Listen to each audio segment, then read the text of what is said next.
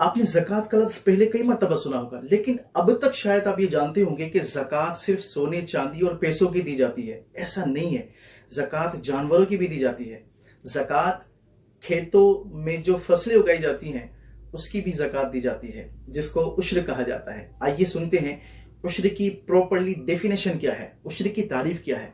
जमीन से नफा हासिल करने की गर्ज से उगाई जाने वाली चीज की पैदावार पर जो ज़कात दी जाती है उसे उश्र कहते हैं। उश्र कहने की वजह क्या है? उश्र ये अरबी का एक लफ्ज है जिसका मतलब होता है 10वां हिस्सा। चूंकि जमीन की पैदावार का अमूमन 10वां हिस्सा बतौर ज़कात दिया जाता है, इसीलिए इसे उश्र कहते हैं। उश्र देने की क्या फजीलत है? अल्लाह पाक कुरान पाक में इरशाद फरमाता है, जिसका तर्जमा है, और जो चीज तुम अल्लाह की राह में खर्च करो वो उसके बदले और देगा और वो सबसे बेहतर रिस्क देने वाला है।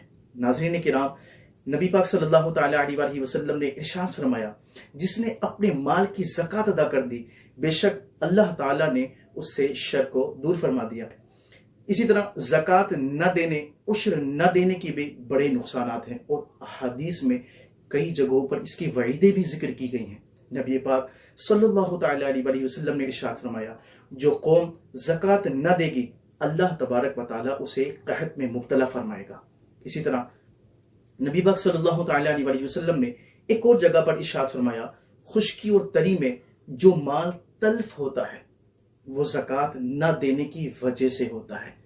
तो अगर आप चाहते हैं कि आपका माल महफूज हो जाए, क्योंकि इस वक्त हमारा टॉपिक है उश्र का, और जो किसान मुझे सुन रहे हैं, जो काश्तकार सुन रहे हैं, आप फसल काट रहे हैं अपने लिए, तो अगर अपने लिए काट रहे हैं वाकई और चाहते हैं कि आप इससे नफा हासिल करें, तो इसका उश्र जरूर अदा करें।